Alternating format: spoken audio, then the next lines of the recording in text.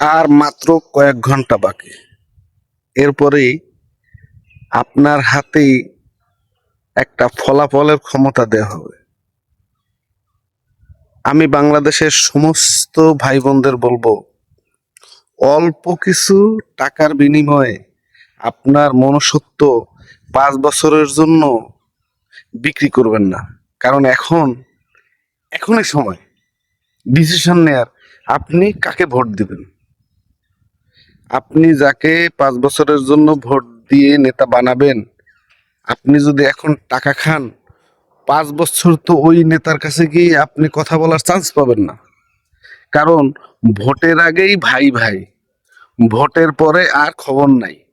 এই কথার একমাত্র কারণ হচ্ছে কিছু মানুষ অল্প কিছু টাকার লোভ সামলাতে না পেরে নিজের মনুষ্যত্বটাকে বিক্রি করে দিচ্ছে।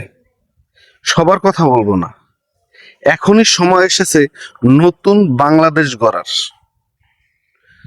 তারুণ্যের প্রথম ভোট ন্যায় ও নিষ্ঠার পথে হোক।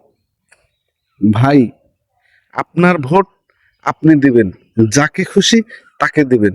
তবে ভোট একটা আমানত, আর আমানত খেয়ানতকারীকে আল্লাহও পছন্দ করেন না।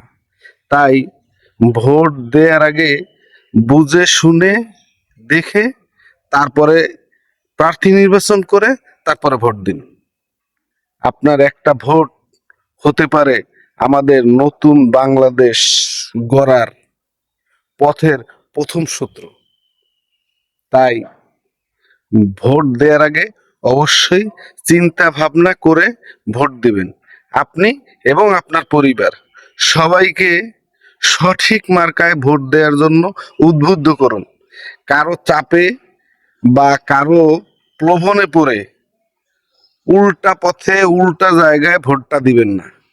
কারণ এই ভোটটা একবার যদি দেয়া হয়ে যায়, এরপরে নেতা বলেন আর পাশের বাড়ির আত্মীয় বলেন, কেউ আপনাকে চিনবে না।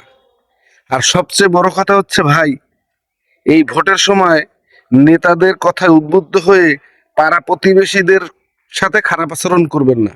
কারণ নেতাকে বিপদের সময় পাবেন না, কিন্তু এই পাড়া প্রতিবেশী ভাইদেরকেই আপনার বিপদে সবার আগে পাবেন।